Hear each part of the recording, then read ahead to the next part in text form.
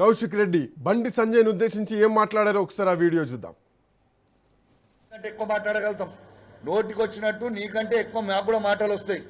ఇలా కేసీఆర్ గారిని పట్టుకొని ఒక కేసీఆర్ కొడుకు అయితే ఏం మాటలు అవి? మాకు అన్నిక రాదా? నువ్వు మీ తల్లిదండ్రులకి అని మేము అన్నిక రాదా? మేము అనము, మాకు అనాల్సిన అవసరం మాకు లేదు, మాకు సంస్కారం ఉంది కాబట్టి. అసలు మీరు బాధ్యత గల హోమ్ మినిస్టర్ కాదా? ఇక్కడ నోటికి వచ్చినట్టు మాట్లాడతారు, ఇష్టం ఉన్నట్టు వచ్చి మాట్లాడతారు. అసలు ప్రజల గురించి మీరు చేసింది ఏంటిది? ఈ 10 సంవత్సరాల ఇలా కరీంనగర్ పట్టణానికి మీరు పార్లమెంట్ సభ్యులుగా ఉన్నారు, ఏం చేసినావు చెప్పు? టీఆర్ఎస్ పార్టీ ఏం చేసిందో నిలబెట్టి చెప్తాడు మా కమలాకర్ అన్న. రాండి చర్చకు వస్తారా? కమలాకర్ ఏం చేసిర్రు? ఇలా కరీంనగర్లో పట్టణంలో ప్రతి రోడ్ వేసింది కేసీఆర్ గారు, కమలాకర్ అన్న, వినోద్ అన్న. ఇలా స్మార్ట్ సిటీ గురించి మీరు గొప్పగా చెప్తున్నారు. స్మార్ట్ సిటీలో మీ కాంట్రిబ్యూషన్ ఏంది? ఇలా స్మార్ట్ సిటీ తెచ్చింది బాజాబ్తు మా ఎంపీ వినోద్ కుమార్ గారు. వాస్తవం కాదా ఇది? మేం చేసినా నేను చేసినా అని చెప్పుకునేది. దీన్ని ఎంబడివాడి చేసింది వినోద్ కుమార్ గారు, ఇది వాస్తవము. వినోద్ కుమార్ గారు, గంగ్లా కమలాకర్ గారు, కేసీఆర్ గారు చేసింది వాస్తవం. మీరు చేసింది ఏముంది? 10 సంవత్సరాలలో రెచ్చగొట్టడము, గెలిపించడం తప్పితే. ఇలా నేను బండి సంజయ్ గారిని ఒకటే అడుగుతా ఉన్నాను, మీరు కేటీఆర్ గారిని ఏదో బాగా తిడుతున్నారు, అసలు మీరు ఒక్కసారైనా ఎమ్మెల్యే గెలిచిండ్రా? ఇదే కరీంనగర్ పట్టణంలో మీరు ఒక్కసారైనా ఎమ్మెల్యే గెలిచిండ్రా?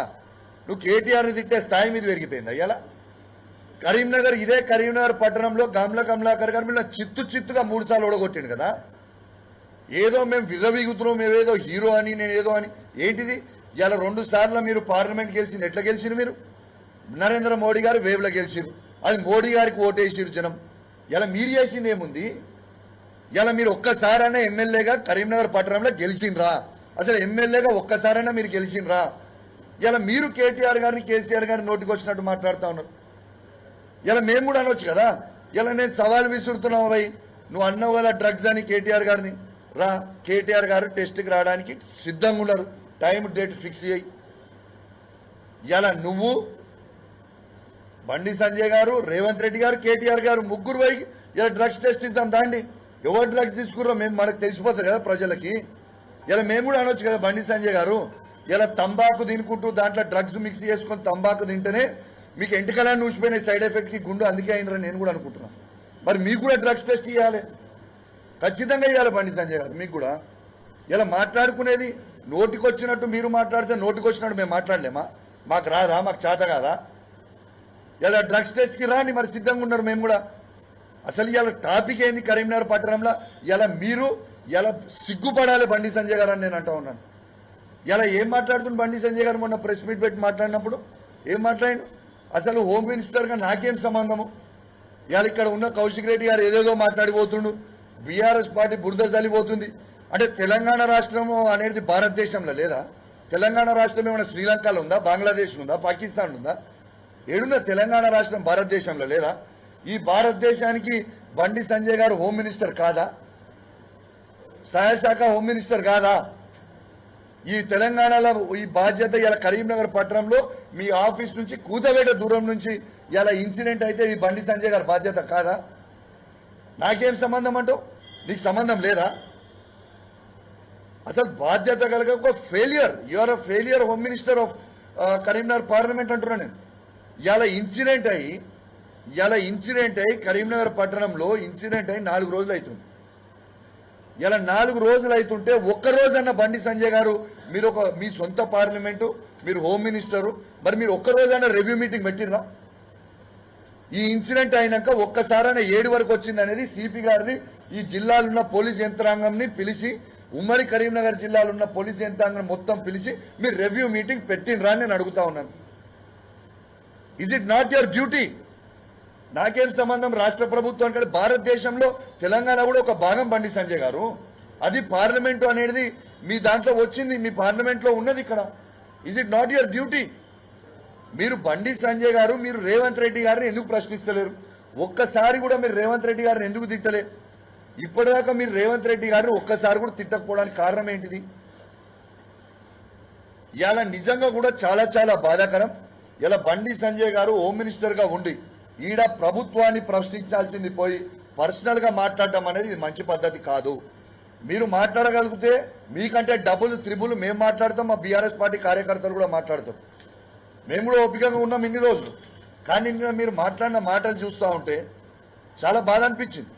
ఇదేం మాటలండి నాకు అర్థం కాదు. ఇలా కేటీఆర్ గారికి ఉన్న సబ్జెక్టు మీకు ఉండదా? ఏ సబ్జెక్ట్ ఏ రంగంలో తీసుకుందాం చెప్పు, ఖర్చు మొత్తం నాదే. గీతాభవనం చౌరస్తా ఖర్చు మొత్తం స్టేజ్ నేనే వేపిస్తా, మొత్తం అద్భుతంగా ఏసీలు నేనే పెట్టిస్తా. రాండి, మా కేటీఆర్ గారు వస్తారు, మీరు కూడా రండి, చర్చ పెడదాం. మీరు ఏ సబ్జెక్ట్ కోరితే ఆ సబ్జెక్ట్ మీద మా కేటీఆర్ గారు, మీ సిస్టమ్ ఇరిగేషనా, సివిల్ సప్లయా, హోమా, లేకుంటే హెల్తా, ఎనీథింగ్ మ్యాన్, యూ ఛాలెంజ్. నేను సవాల్ విసురుతున్నాను కదా, రాండి చర్చ పెట్టుకుందాం. అసలు ఇంకోటి కూడా చెప్తున్నా, ఇలా రేవంత్ రెడ్డి గారు, బండి సంజయ్ గారు ఉన్న మ్యాచ్ ఫిక్సింగ్ మీకు చెప్తా ఉన్నా. ఇలా నిన్న రాకమున్న ఆర్టీసీ డ్రైవర్ గారు నర్సంపేటలో చనిపోయింది. ఆడ చనిపోతే ఇలా బీఆర్ఎస్ పార్టీకి సంబంధించిన మాజీ హోంమంత్రి అయిన సబితా ఇంద్రారెడ్డి గారిని అరెస్ట్ చేస్తారు, మాజీ మంత్రి అయిన దయాకర్ రావు గారిని అరెస్ట్ చేస్తారు, మాజీ ఎమ్మెల్యే అయిన సుదర్శన్ రెడ్డి గారిని అరెస్ట్ చేస్తారు, మాజీ పార్లమెంట్ సభ్యుడైన వినోద్ కుమార్ గారిని అరెస్ట్ చేస్తారు. మరి బండి సంజయ్ గారిని ఎందుకు అరెస్ట్ చేయరు? బండి సంజయ్ గారికి పోలీస్ ఎస్కాట్లు, పైలట్లు ఇచ్చి మరి ఆడికి తీసుకుపోయారు. మరి మిమ్మల్ని ఎందుకు అరెస్ట్ చేయలే? ఇక్కడ బీఆర్ఎస్ పార్టీ మాజీ మంత్రులని, శాసనసభ్యులని, మాజీ ఎంపీలని మళ్ళీ మీరు అరెస్ట్ చేసినప్పుడు బండి సంజయ్ గారు మిమ్మల్ని ఎందుకు రేవంత్ రెడ్డి గారు అరెస్ట్ చేయలేదు?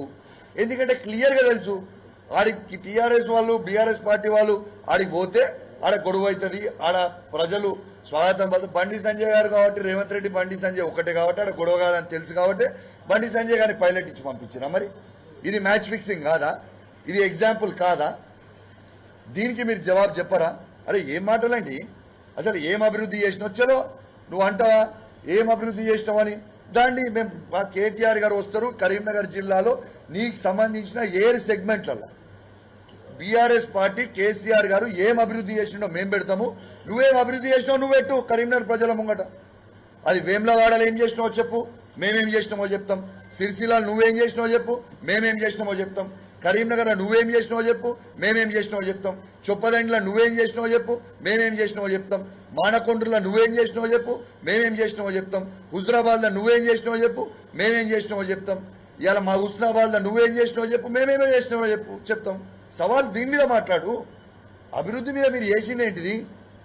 కానీ మీరు ఈ విధంగా కేటీఆర్ గారి మీద మాట్లాడడం చాలా చాలా బాధాకరం అనేది నేను తెలియజేస్తా ఉన్నాను. దీన్ని మాత్రం మేము తీవ్రంగా ఖండిస్తా ఉన్నాం.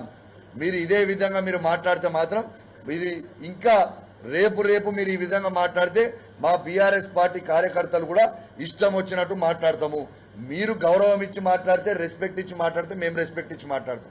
ఈడ కేటీఆర్ గారు వచ్చి ఇదే ప్లేస్లో ఇక్కడ కూర్చొని పరామర్శించి వాళ్ళకి ధైర్యం చెప్పి, కరీంనగర్ ప్రజలారా ఎవరు అధైర్యపడకండి, మీకు ఖచ్చితంగా మీ పక్షాన మేము ఉంటాము.